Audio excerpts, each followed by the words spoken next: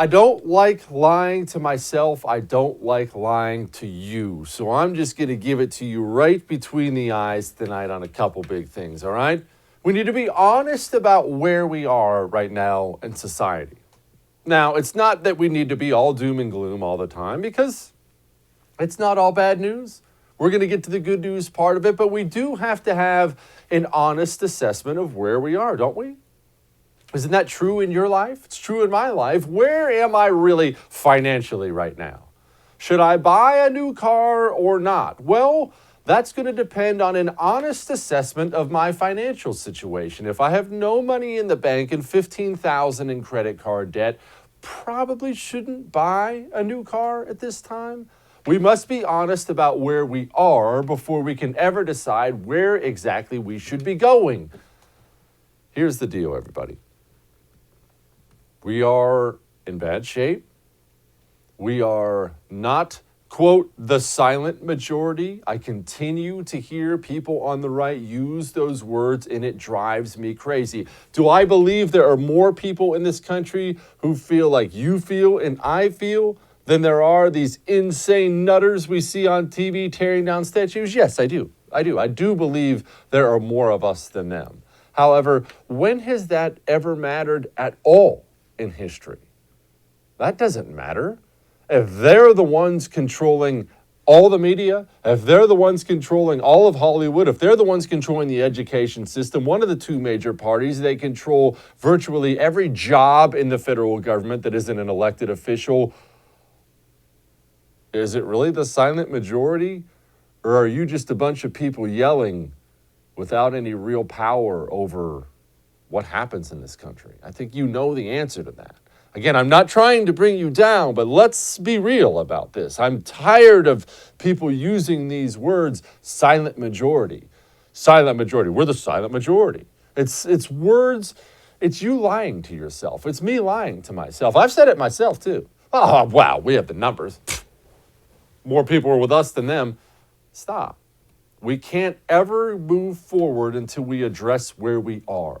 We are not losing the culture war in the United States of America. By any assessment, you look at what's happened in this country, we have lost it. People, we've lost half the churches. We have lost the culture war. That doesn't mean it's over. That doesn't mean we quit and take our ball and go home, sit down and suck our thumb. But it means we have to realize we're not starting on equal footing. We're not starting a little bit behind. We're down 50. It's the start of the fourth quarter, and we're going to have to play the game that way. And I'll tell you something else, and this is going to be hard to hear, and I don't take pleasure in this, okay? I don't. Let's say you are playing a football game every single day. You have 10 people on your team. They have 10 people on their team. And this football game is viciously heated. Dirty play. You're going at each other. You play once a day, every single day. And to be honest, you hate each other. And you go out there and compete and try to crush each other every single day. And then you show up one day and one of your guys is playing for the other team now? Okay, that's not very good, but you keep going at it and keep going at it. And then you show up the next day and another one of your guys is playing for the other team now. All right, well, that kind of sucks. All right, we're going to keep moving forward. And then another one of you guys is playing for the other team now. And soon you've got 3 guys left and the rest of your team's playing for their team. Who do you hate the most on their team? Who's most responsible for you getting crushed now in every single game because it's 17-on-3? Is it the people who were always against you? Or is it the people who should be standing shoulder to shoulder with you and now they're joining the other side? We don't just have a leftism problem in this country. And I realize when I say this, that different people, because of how God made them, because of their upbringing, whatever the case may be, different people are made for different times. Not everybody is made for some form of political combat. I get that. I understand that. However, we have these oftentimes very gentle souls, many of them on the right, just trying to get along And these people are screwing us time and time and time again when there is something to take a stand on. What do we get? Well, I mean, we don't. Look, it's both sides. Let's be honest. They're just trying to be nice. How much have you seen over the past couple weeks? How much have you seen from your elected representatives, elected people leading your party? Let me ask you something. Think back or go look. How many have told you we have some kind of collective responsibility when it comes to the slavery that happened 150 years ago in America? Collective responsibility, that's Marxism. I don't have some collective responsibility. You don't have some collective responsibility. Maybe there's a chance you have oppressed somebody, then you have a responsibility. If I have, then I do. I don't have a collective squad. I'm not used to, or I'm not obligated to apologize for something someone else did. I also don't get to take credit for the successes someone else made. That's someone else. I don't do this collective garbage because I'm not a Marxist piece of crap. And I'm not going to give in to the leftist narrative about collective. Well, we as a people, we really have to get serious with that crap. What's this we stuff? There ain't no we. There ain't no we. Don't ever pull that with me again. How many Republicans, leaders, elected officials in the past week, 2 weeks, have come out in support of removing the name of Confederate generals off of military bases? You know what I'm talking about, don't you? Well, I mean, let's be honest. It's just a base name. It's just a... All you're doing is slicing your arm and dripping blood in the water for that shark. You're driving him crazy. Every single time, and it's been decades of this, we get yet another Republicans. Well, let's just give a little ground and then they'll be okay. That is why we have lost the culture war. It's not the insatiable leftists. Leftists were scumbags yesterday. They're scumbags today. They're going to be scumbags until the end of time. The reason you've lost the culture war is the gutless cowards who have infested our side, and I'm sick of it. All right. But hey, silent majority. Even Nixon was talking about the silent majority. I know it may not be fashionable to speak of patriotism or national destiny these days, but I feel it is appropriate to do so on this occasion. 200 years ago, this nation was weak and poor. But even then, America was the hope of millions in the world. Today, we have become the strongest and richest nation in the world. And the wheel of destiny has turned so that any hope the world has for the survival of peace and freedom will be determined by whether the American people have the moral stamina and the courage to meet the challenge of free world leadership. Let historians not record that when America was the most powerful nation in the world, we passed on the other side of the road and allowed the last hopes for peace and freedom of millions of people to be suffocated by the forces of totalitarianism. And so tonight, to you, the great silent majority of my fellow Americans, I ask for your support. The great silent majority. That was from 1969. Maybe the silent majority's been a little too silent for about 50 years now. Maybe that's the problem. Maybe we spent so much time comforting ourselves that, well, in the end, we're the majority and nothing can happen. And then we woke up one day and realized, oh, it all happened while we were the silent majority. And Trump says it too. I think the polls are testament. You see what's happening, and now they say I'm going even higher. So I think the country is fed up with what's going on. You know, in the old days, they used the term silent majority. We have the silent majority back, folks. No, we don't. No, we don't. Maybe we have numbers, but let's stop comforting ourselves with this nonsense about we have the silent majority.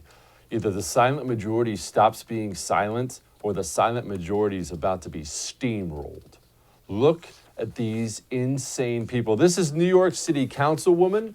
This is her talking about removing a statue of Thomas Jefferson. Remember, it was never about the Confederacy. Quote, his words are all men are created equal, but they were not matched by his action, which included the ability to sell, buy, mortgage, and lease human beings. He believed black people to be racially inferior, said black Americans and white Americans could not live peacefully side by side, and he fathered as many as 6 children with a woman he enslaved. Yes, you see, it's never been about the Confederacy. And again, I circle back to this. We knew that. So if you're a Republican, how did you fall for that? Are you dumb or are you weak? I don't know that there's a third option, and I don't know that either of the first 2 options make you look very good. Keeps going. Oh, we're removing a Christopher Columbus statue. This is in St. Louis, Missouri. We're also removing Columbus statues from Columbus State. We're removing them from California, Minnesota, Ohio, Massachusetts, Delaware. Christopher Columbus, allow me to just point this out again because apparently everybody needs to hear this. Yeah, not perfect. Also, his values were very much in line with the values of the other people who lived at that time. Oh, and did I mention he got in a sailing ship without the use of a GPS, pointed it to the west, and crossed the Atlantic Ocean? Christopher Columbus did something braver than most of us will ever do. Thankfully, there appears to be at least 1 or 2 Republicans in Washington who understand what's actually happening. I'm going to put forward an amendment that will take this out of politics in the attempt to turn it into a culture war issue, which is really, I think, unfortunately, what my Democrat colleagues in the Senate are trying to do. I mean, they're trying to use this to divide. They're trying to use this to stir up a culture war, all for political gain. You know, we can have a conversation about changing base names and how you name bases in this country. The way you do that is out in the open. It is a culture war. Let's remember, we're not having it. We lost it. It's time to start conducting ourselves not as the silent majority who's the real power. It's time to start conducting ourselves like what we are.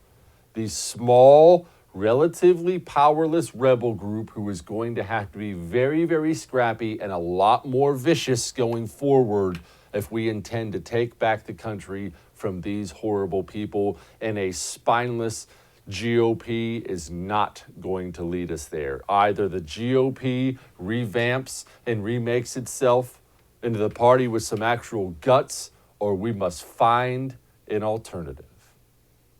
All of that may have made you uncomfortable, but I am very much right. Now, you know what else makes me uncomfortable? When I see we had another 1.5 million unemployment claims this week, and the stock market is starting to sputter a little bit. 26 trillion in debt. They're already talking about another $2 trillion spending package and then another $1 trillion infrastructure package. And if these numbers make you want to vomit, they should. Your finances, if they're all in the stock market, man, you have redefined playing with fire. Start buying some precious metals. Precious metals have been worth something, since the beginning of mankind. It's a way to backstop your finances against complete disaster. Diversify yourself, protect yourself, please. And use a company like Birch Gold that has an A+ rating from the Better Business Bureau. This is not some jerkwater fly-by-night company. They know what they're doing. They have a history of treating people right. That's how you get that rating. Go to birchgold.com/Jesse. That's BIRCH gold.com/Jesse. Go there now. Start protecting yourself. We'll be back.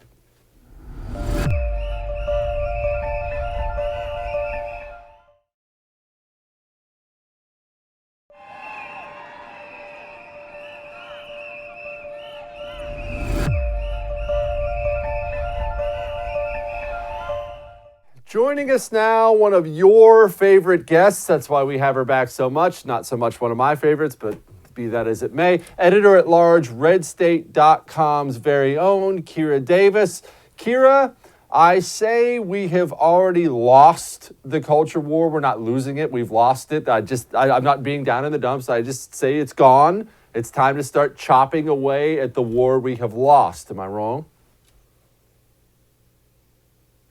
I wish I had a good answer to that question. We're definitely not in the lead, I'll tell you that. But when I look at the culture, what's happened, especially in the last week or two, has been really curious to me, because it looks like a lot of these people are eating their own. And so we might not see the results of that for 2 or 5 years down the road. But there might be a shift here coming in what we allow to be destroyed in the name of social justice, because now a lot of this stuff is coming for the very people that were leading the charge, and I'm just not sure who are going to be the last people standing. So if conservatives can get their act together, if conservative investors can get together to invest in entertainment that they like, books, TV, streaming services, film, if they get together and they put their money behind some things that could fill this coming vacuum that's going to be in cultural entertainment, maybe we could at least get on equal footing. Am I willing to say we've lost the culture war? No, we're definitely not winning. And the next few years is going to be interesting to see how this shakes out. I want you to do me a favor, and I'm going to do this hand motion I've seen people do. I want you to expand on that. I want you to do this, expand on that thing when you talk about conservatives getting involved. That's exactly right. We nailed it. I want you to talk about what you mean getting involved, investing in the culture war, because I agree. I don't think the entertainment areas like music and movies and things like that, I don't think it's anything we need to abandon. We need to be stronger there. How do we do that? Great question. So if you go to Red State, you'll see and you look up Nick Searcy's name, you'll see some articles from him. He started a series, and Nick's been a very successful Hollywood actor for his whole adult life, really. And he has dealt with the liberal complex of Hollywood. He's been very outspoken about his beliefs, but he still works regularly because he's good at his job and he does the work. But what Nick has been trying to do is to find those people, find those investors. What I'm talking about, Jesse, to be honest, is rich folks. Rich conservative folks need to get in on this game. That's how the liberals do it. Do you know that liberal artists, and I mean like painters and sculptors, they have benefactors. There are rich people out there who literally have nothing better to spend their money on than artists, and they love supporting art. And that's a lot of how liberal art and entertainment breaks into the mainstream and kind of takes over. They're all supported. The conservative complex, we don't have anything on that side because we put all our money behind think tanks and 501c3s and conferences. And instead of looking at artists who are making good entertainment, that entertainment doesn't even need to have a message. As long as it's devoid of a political message, it will always skew conservative because most Americans live their lives as conservatives, no matter what they say. So what I'm really talking about is rich folks. We need rich people to get in there, and that's what Nick is doing. He's starting a team of investors. He's getting involved with some really forward-thinking ideas like streaming services that aren't aimed at a conservative message, rather just aimed at producing content that the goal isn't to offend Christians and everybody else who isn't on the woke wagon. So money is a big key. I mean, I know people don't like to hear it, but there's no artist that lives without money. No, money matters a lot. But to be clear, I just want to clarify everybody who puts on these conferences, you still need to keep putting on the conferences so Kira and I can meet at them like we did last CPAC and hammer down double cheeseburgers and fries. Now, I feel like we have regressed. 100%. I feel like we've regressed big time in the past few weeks, and I'm not talking about race relations. I don't think we've gained anything there. I think we've regressed there too. I feel like we've regressed as far as people who had lives that were a lot crappier than other people in this country all their lives have gotten worse. Nobody's life who already was middle class, upper class, nobody's life has been negatively affected by the past few weeks. However, the past few weeks has slaughtered the people who are stuck in those bad neighborhoods. And now the businesses are going to be gone. And now the cops, even the cops who aren't admitting it, even the cops who aren't quitting, are going to be more hesitant to go into bad areas of those neighborhoods. And yeah, it's high times for the gang members. But the other 98% of the people who just want to get by, they're not even going to be able to get FedEx packages, Kira. This is why I am so amazed at, I mean, for as anxious as this time is and tense as this time is, I'm fascinated by what's unfolding in front of us. I'm amazed that Trump keeps managing to wiggle his way out of the responsibility for everything. I'm not saying he deserves responsibility, but just when I think something's going to come down on him and make him look bad, he pivots. So what he did now was he pivoted to, okay, fine, I can't run on the economy. Let's run on law and order. A vacuum is opening up here, Jesse. If the GOP is smart, they'll get in there and they'll start saying, do you want stuff to get better? Because you're absolutely right. Things are getting worse. Things are only going backwards. Today, California looked like we were heading towards a little bit of freedom, and the governor instituted a mandatory mask law. So things are not getting better, but we do have an election coming up. So if the GOP led by Trump is smart, they get out there and they say exactly what you said, Jesse. Nothing's gotten better in the last few months, has it? Everything's gotten worse. Who's bearing the brunt of this destruction? Who's bearing the brunt of this negativity? Well, let me help this country. Let's dig our way out. Let's progress, not regress. Let's bring back law and order so the good tax-paying citizens of America, including those who live in inner cities or bad neighborhoods, so that they can feel comfortable to go pursue that American dream. I mean, it's a winning message, just like the Democrats are just handing it to them.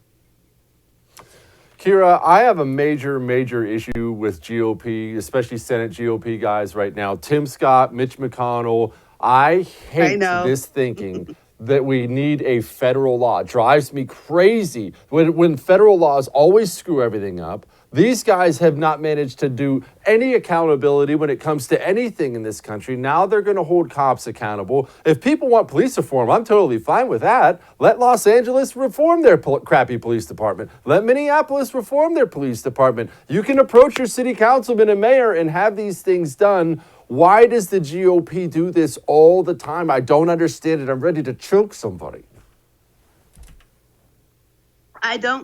I actually agree with you. I hate it that every time we have a national crisis, we've got to have a new bill. I mean, that's just insane, a new federal bill. So I'm with you on that. In this respect, I don't know what the GOP strategically wise, what else they would do. This was probably coming. And so they might as well get in front of it. And Tim Scott's had this bill. I mean, he's already worked on stuff like this because of his experience with police in his own life. So he had already introduced something like this many years ago. It got shot down. Anything Tim Scott puts up gets shot down because he's a black Republican. So that's par for the course. But I agree with you. I don't think this is necessary. I wish the feds would stay out of this stuff, but it is what it is. And so if it's got to be the Dems or the GOP that are introducing it, it might as well be the GOP led by a guy like Scott. But I'm on your side on this. I wish the feds would. I hate that it is our instantaneous response to appeal to Congress for law every time we have a crisis. This goes for any 2A case out there, anything, that bothers me too, but it is what it is. Do you see us going back to what we should be, back to what it sounds like you want, back to what I want, more federalism? Not outcries to Congress, to the United States Senate, to the United States House, to the president, but to your mayor, to your city council, to your state legislature, to your governor. I mean, that's what America was supposed to be. All this separating we're seeing right now in the country, and I see it clear as day. Do you think it possibly takes us back to more of that? You know what? Forget California. Sorry, Kira. We're just going to worry about Texas.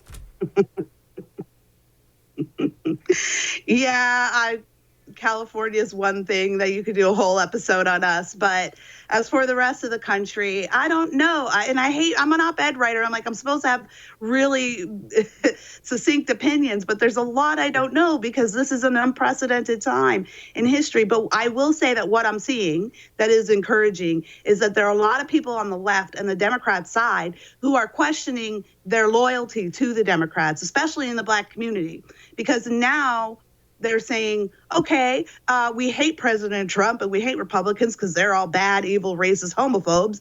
But what are you offering? Now we're finally getting to see that the whole country's on fire, even though you practically own every cityscape in the land. I'm hearing a lot more people saying, forget party loyalty. Let's start at what's going on around us. And I'll tell you what made me really kind of see that shift is when Charlemagne the God was interviewing Vice President Biden. And Biden made that smart ass remark about if you ain't Black, if you don't vote for me, you ain't Black. And Charlemagne's first response, years ago, this might not have been his response, but his first response was, wait. I'm not talking about party. I'm talking about what can be done for the Black community. I found that encouraging. And I think a lot more people, and it's specifically because we're dealing with this COVID stuff still, which a lot of people aren't pleased with their states dictating what their towns and their counties are doing because the situation is different place to place.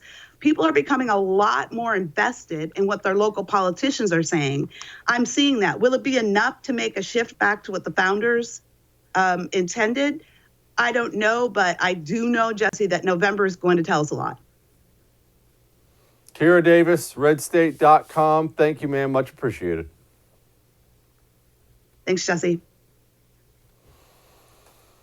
I don't have to point out to you that it's easy to stress right now. It's easy to lay down at night and instead of just peacefully drifting off to sleep, you start churning through everything in your head. Maybe your employment is up in the air. Maybe the family's having problems. Maybe you're just looking at the state of America and a little bit horrified. It's time to probably go ahead and get that ebb sleep I've been telling you about. Those racing thoughts through your head will calm down and you'll drift off to sleep and you'll have 7-8 hours of natural sleep every night. We are at a time in this country where you will need it. Go get your ebb sleep. Go to tryebb.com/Jesse.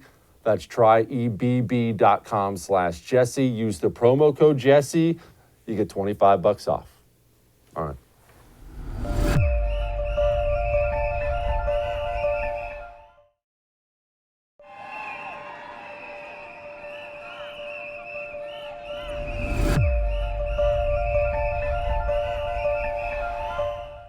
Joining me now is Christian Toto. He is the editor of the website HollywoodInToto.com. Christian, let's begin with just how bad is it in Hollywood? I look and I'm horrified. I see basically nothing but garbage. But I'm sure there is some good in there, maybe, possibly. Well, I mean, content-wise, there's a lot of good material on streaming, but ideologically speaking, it's a mess and it's getting worse by the day. So that's a real problem. And of course, the current unrest is going to make it even worse. Do they face any kind of financial backlash when they're always out there saying these radical leftist things? I'm so far out of the mainstream of the country, yet they say it time and time again. So I'm only left to conclude they never really pay a financial price for it. I don't think they do. And now listen, if you follow people on Twitter and social media, people, I'll never see a Meryl Streep movie again. That Robert De Niro, he's such a blah, blah, blah. And then the Irishman comes out with Robert De Niro and everyone sees it. So I really think there's two things going on. I don't think that people are really punishing the stars like they say, but also a lot of this is about a split audience. Stephen Colbert on The Late Show is a show specifically engineered for left of center viewers, period.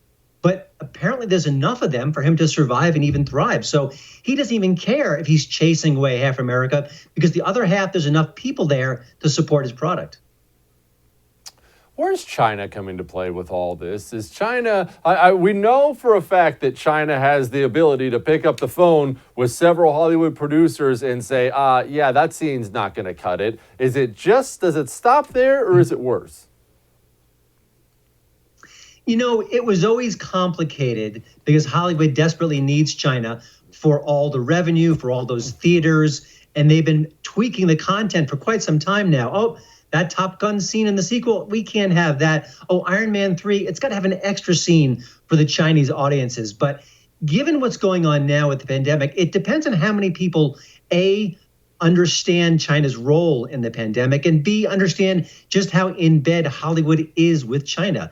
Those are the two factors I can't quite decide yet. But, you know, the media is trying to downplay both, but it's out there, it's true. And you think if they make the connection that people would be really upset that Hollywood is being so deferential to Chinese censors. How does that work as far as Hollywood making money in China? How much do they make in China? Is it half? Is it 90%? Is it 10%? How significant is it? It's significant, it's growing, and it depends on the movie. Some of the big blockbusters, the Fast and Furious movies, they make a ton of money here, they make a ton of money in China. Some movies actually flop here and then do well enough overseas, including China, where all of a sudden they're successful. There was a Tomb Raider reboot maybe 2-3 years ago. I wouldn't say it flopped here, but it underperformed. No need to make this a franchise again. But overseas and in China, it did well enough where, hey, let's keep making them. It didn't do well here. It did well overseas and in China. So it changes the model around for Hollywood. People like me look at our culture and they're mortified at how much we have lost the culture war. We're not losing it. We have lost it. Let's just accept that right now. How did we lose Hollywood? How did we lose that kind of entertainment? You know, it's a process. I think that conservatives didn't fight back. I think you can make parallels to how did we lose academia? How did we lose the news media? It's happened. It's over. We lost. So I think the important thing is what happens next. And I think that's another tricky issue. But I think there are steps that people can take to help get back, to help kind of secure at least a beachhead. You know, there are right-of-center movies and TV shows and actors. We need to support them without apology. And just a quick note, last year a movie came out called Richard Jewell, which was everything a conservative could want. It was about injustice at the FBI. It was about a crooked news media. It was about narratives that went out of control. Conservatives didn't rally around that movie and it flopped. And that's a disgrace. We can't let that happen, especially when Clint Eastwood's behind the camera. He's our guy. If you don't support his stuff, what else can you do? What shouldn't we support? And I'll put it to you this way, Christian. I struggle with this in my house. I have two boys. They're 9 and 11. I think Hollywood sucks. I think it's terrible what they've done. I want to start voting with my dollars, that kind of thing. At the same time, the new Avengers movie comes out. We're going to the movie theater. Am I wrong? You know, that's tough. As a critic and as an entertainment reporter, I can't get behind a boycott specifically. It's just not my role. I completely understand, though, if the average consumer does that. And, you know, the left does it all the time. We will not support X. We will not support Y. Heck, they just dropped J.K. Rowling, one of the most progressive figures in pop culture, because she didn't say exactly the right thing about trans politics. So I don't know. I'm like you. If there's an Avengers movie, even if Mark Ruffalo is insulting me directly, gosh, I want to go see that movie. But, you know, maybe we could see that with trepidation, but also support other projects. I also think we need to kind of be smart about social media and say, hey, Twitter's doing this and YouTube is doing that. Well, there are other alternatives. There's Cloud Hub, there's Parler. We need to maybe spread out more and kind of give them some support and give us a plan B when those other big tech platforms shut us down. Do you get the sense that there's ever going to be a swing the other way when it comes to things like Hollywood? I mean, normally everything is cyclical. And if they've gone that hard left and it's gotten that ridiculous, I mean, at some point in time, you would assume it's going to swing back. Is it going to swing back, or is this just what they are? Well, I think there was a minor swing back late last year. You had comedians like Dave Chappelle and Bill Burr, Ricky Gervais, Sebastian Maniscalco, poking fun at cancel culture, kind of shaking up the woke mob. But what happened in the last month basically erased all that progress and set us back another, I don't know how many months, if not years. So I do think there could be a comeback. There could be sort of a pendulum swing, but I think the people need to support it when it happens. If there was an outrageous R-rated comedy in the spirit of Animal House, and it was unwoke as can possibly be, but we all went to see it, we made it a huge hit, that would say something. But who's going to make that movie at this point in Hollywood? If I'm a screenwriter, I would stay far, far away from that because it's going to be a landmine. So I don't know. If the swingback's coming, it's not for a while. I think we're still in a really dark place when it comes to content. Or am I going to love the new James Bond, or is it going to be a crushing disappointment? The last one for me was a crushing disappointment. I've been reading about some woke nods about the new one, but I kind of think it'll be 98% James Bond and 2% that. Whether it's good or not, I don't know. I mean, Daniel Craig is a great actor, but his heart is clearly not in it. He wanted to get out of this franchise.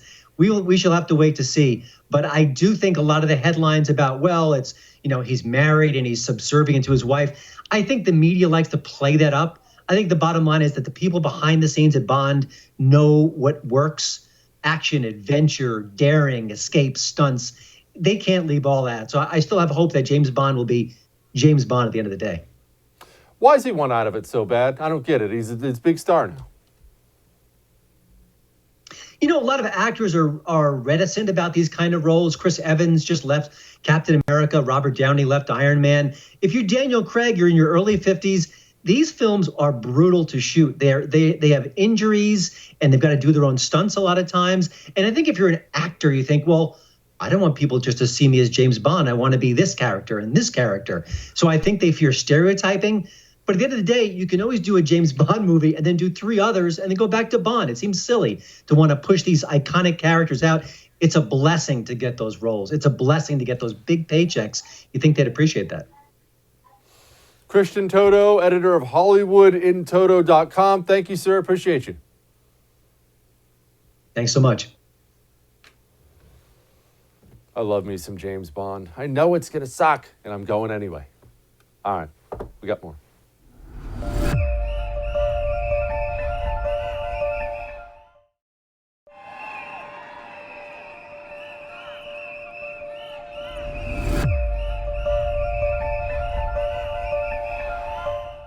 Joining me now, a man who needs no introduction on this network or various cities across the country, Buck Sexton of the Great Buck Sexton Show, who you watch every day right here on The First along with me. Buck, I have to admit something that is painful for me to admit. I'm super anti-pet. I admit dog is the highest form of pet, but I consider them all to be extremely low forms. However, yesterday I finally caved and put a deposit on a large dog for my sons, and I feel dirty, Buck. Dirtier than dogs actually are.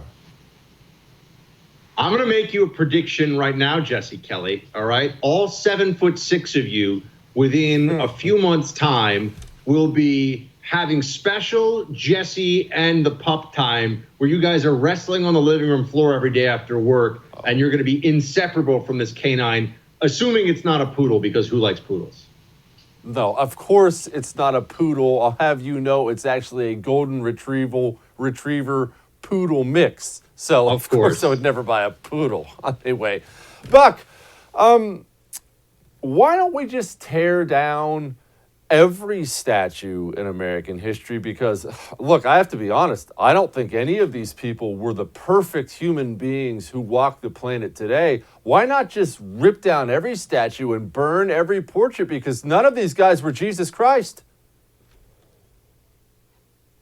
Well, that's where we're heading, and that's why this attack on the George Washington statue, I mean, just to give you a sense of how crazy it gets, Jesse, you probably recall this, but for your audience, there are people in this movement, whatever we want to call the riots and the mobs running around the streets these days, who have attacked statues of noted abolitionists. I mean, they'll attack people who were heroes in the fight for racial equality in this country. They'll attack statues of people who were heroes in the fight against fascism, as they have with Sir Winston Churchill in London. So there's no rhyme or reason to this other than they want to tear down in a kind of Maoist revolutionary rage and never have to explain what are the real parameters here. Because yes, if you're going to decide that anybody with any association with slavery has to be scrubbed entirely from the public square, that does take the founding fathers down. It also then begs the question, or forces the question,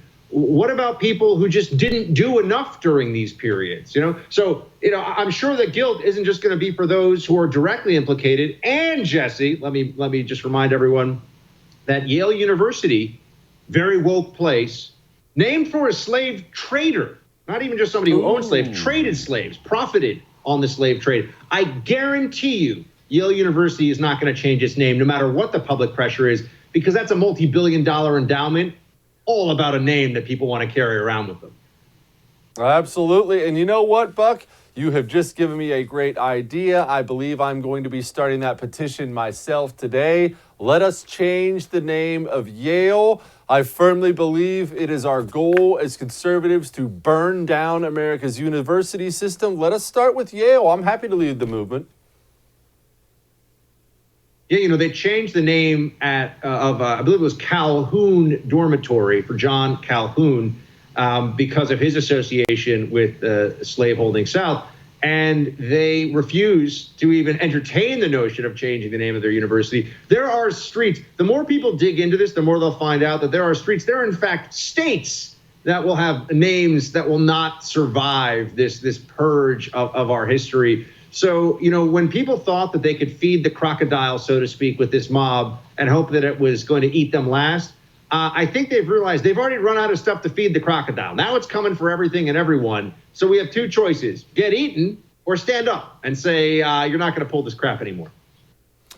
Buck, I am extremely frustrated with our own side, if you even want to call them that. I am in no way shocked that leftists are disgusting human beings who want to rip apart America's history. They hate the country, always have. This is not new information at all to anybody paying attention. So I actually don't even blame the leftists for being a disgusting scourge on our society.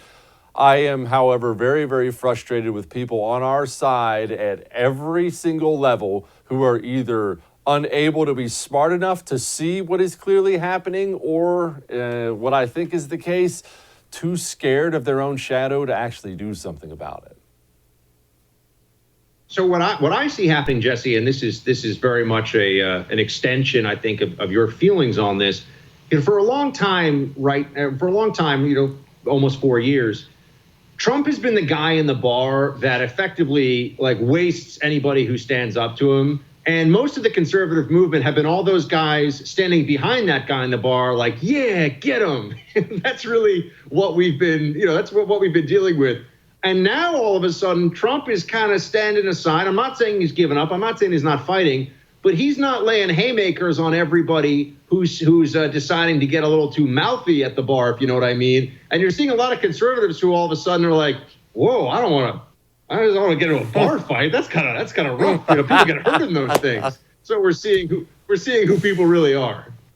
That is such a great way to put that. My question, though, Buck, is why is Trump stepping aside? Look, it's not defensible, and everybody knows I've defended the man 1,000 times. Going to vote for him again. His conduct over this past 3 months sucks. It's been scared. He almost, dare I say it, he looks half the time like he doesn't even want the job anymore. What's happening? I think they finally, with all of their different schemes and hysteria and mob mentality, I think they finally wore him down. And without his connection to the people, without being able to go to rallies and see 20,000 people screaming for Trump and for the movement and for what he represents, I think he's just gotten a little down, man. I think Trump has lost a little bit of his mojo in the last few weeks. That said, I also believe / am hopeful that once he gets these rallies going again, the movement will be energized. He'll be able to dictate the news cycle in terms of the politics, what we're talking about. And as long as he is an adamant warrior against lockdown 2.0, which we both know is coming, and thank you, Jesse, for holding the line on the lockdown insanity as long as you have, as early as you have. As long as he holds the line on that one, I think he's got a real shot. If he caves on that again, and if he doesn't go back to the Trump that we know, it's all over, man. We're gonna have Joe Biden the puppet of the left doing whatever, they might as well have him as like a little ventriloquist dummy for the hard left of the party that now determines everything.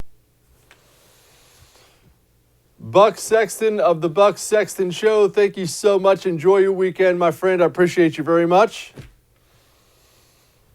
All right, we are not quite finished yet, everybody.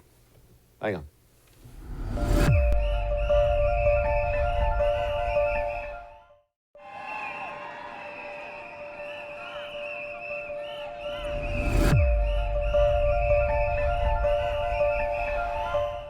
Well, we have to remember to laugh now and then, and you do have to appreciate the irony of all these Democrats blasting away at this statue and that painting when it was the Democrats. It was pretty much all Democrats. People talk about racism and racism. The KKK was the weaponized arm of the Democrat Party. That's not just political talking points. That's reality. And Nancy Pelosi's, of course, been Queen Pander all over the news recently, talking about removing this statue and removing that statue. And they're all Democrats. That's the best part. So somebody decided to make a great spoof of it.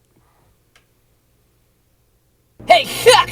Yeah? Am I the queen? Yeah, you're the queen! And the queen gets to do whatever she wants, right? Of course you can do whatever you want! You're the queen! And you're my right? Yeah, I'm your Yeah, that's right! You do what I say, and you make me laugh! I will! I want all of these pictures taken down immediately! What pictures? What Pictures? What pictures? Robert Hunter, Howard Cobb, James Moore, Charles Quick, and tear them all down! They were Democrats! Tear them all down! Those are all Democrats! Yes, What's a Democrat? You mean? I'm just sweet! Alright, sorry! Okay, you're gonna take them down, I'm sorry! Sorry about that! Sorry! Sorry, You want fries with that? Off with your heads! What about the anti-lynching law? I'm talking about the statute, Kamala. Oh, alright!